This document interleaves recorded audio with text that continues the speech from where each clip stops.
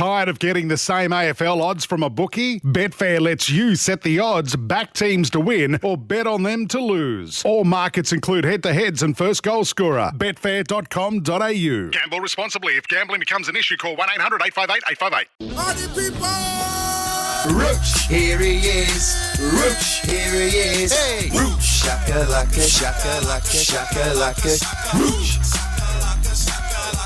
Michelangelo Rucci joins us each and every morning. Rooch, there's a fair bit happening and a bit of stuff you had to keep your eye across last night. One was the Crows Hall of Fame, the other was the footy. How did you manage it? Good morning to you. Oh, well, you used two screens, one TV screen, one laptop, and I was delighted once I saw Chris McDermott, the inaugural captain, was put into the Hall of Fame. I was delighted that finally Mark Bickley was recognised as a Hall of Famer at Adelaide after he already had that honour nationally and as a state Hall of Fame. So, yeah, they did a good job last night, adding in Tyson Edwards, who was such a consistent performer for the Crows over that long period between the 90s and 2000s, and Nigel Smart, who on and off the field gave them a lot of service. So the one that I still think needs to be added in there, and I'm surprised there wasn't a fifth one last night, is Neil Craig. I thought the work that he did, setting up an enormous foundation, of which made them one of the most consistent teams of that era, and the way he changed the game as well, should have been a Hall of Famer as well. Usually they were putting in five, so I would have had a fifth and would have had Neil Craig in there last night. So what about for the next crop, Rooch, in terms of players? Who could you make a case for? Well, what do they do in another 5 years? Well, the most obvious one will be Aaron Phillips. Yep. No No complaints. doubt about that. Yeah, she'll be the first one in there. After that, I would. Their criteria is 5 years. So Taylor Walker would fall into that category because of his impact on the football club. Yeah, most goals at the club gets you in. Yep, exactly. So yeah, they won't be short of candidates, but for me, Aaron Phillips will be the obvious one, and Neil Craig should still be the obvious one. Yeah, Craig, you absolutely get in for the impact that he had and still continues to have. You know, even Tyson Edwards, I think Hazy was saying, spoke about Neil Craig last night and his influence. The footy last night, I was all over Geelong, Rooch, prior to this game starting. Oh, dear. Last night, and now I'm confused. No, look, my premiership favourite from the start of the year has been Brisbane. They keep building. They're building along.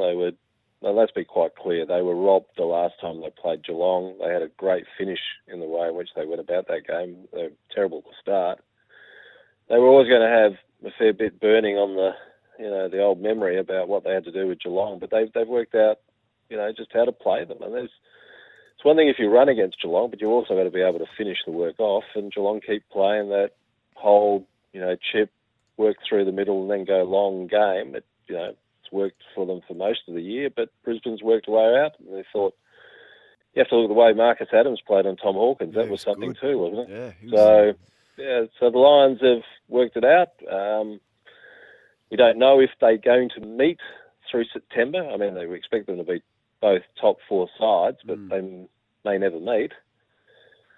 So Brisbane's pretty well on a good path. I think at this point, if you look at the way that competition's unfolding, if you put something on the Lions at the start of the year, you'd be very happy at this point. But still, we'll see what happens with time. Pretty good opportunity for Port Adelaide as well. I've heard you speaking about during the week you haven't been able to see them getting into the top four and knocking someone out. But if they win, their percentage is better than Geelong's. And for a brief moment at least, they'll be in the top four. Yeah, but then if you have a look at the way the fixture unfolds and you see the way Champion Data is also ranked a lot of those fixtures, those teams that are ahead of them have still got a pretty good run as well. So, look, there's always an upset, there's always a slip-up. The question is, does Port Adelaide actually hold true to what it needs to do? What we know is they're reliable against bottom 10 teams. That image that was around in 18 and 19 where they'd slip up against Adelaide, Essendon, North Melbourne and then ruin their finals prospects, I think we can put that away. We can trust them as a top 8 side. The question is, can we actually see them beating teams in the top 8 to actually get a better position, a better ranking, and perhaps sneak into the top 4 and then have some credibility in September? So they get another test on Saturday against Sydney. They've had Sydney's measure recently, so they should start as favourites. And I dare say by the end of the game, there'll still be a fair debate about what sort of lineup Ken Enkley's putting out there, how he's structuring up that attack. But you know that they're determined to keep Dixon, Georgiades and Marshall together and build that as a three-man tandem. So I wasn't surprised by selection yesterday. So where does that leave Pete Laddams, Roach? Would it surprise you if someone like a Pete Laddams, he'd get significant interest elsewhere? Would it surprise you if he wanted to leave?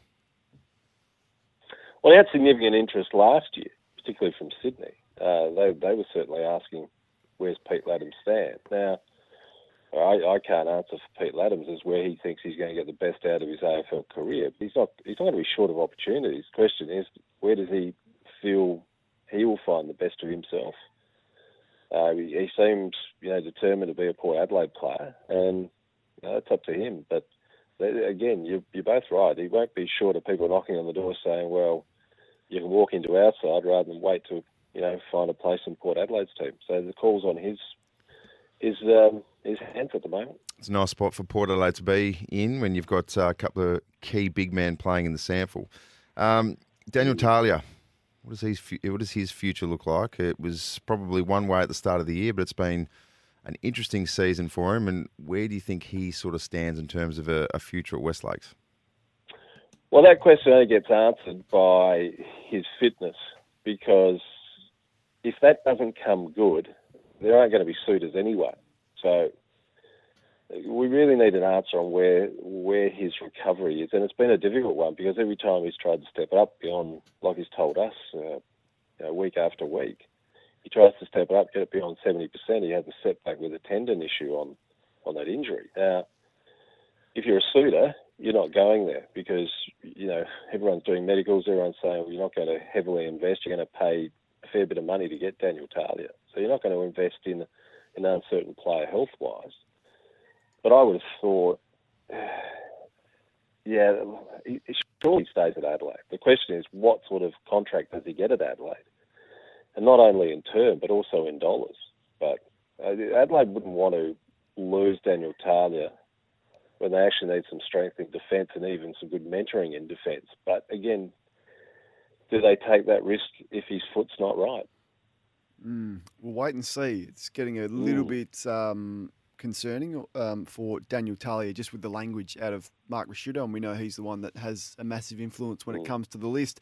Rooch, tip for both games? Daniel, sorry, we noted that with Daniel when we spoke to him earlier in the week. Even his language was rather concerning as well. So until we get clarity on that injury, I can well understand why everyone's playing safe.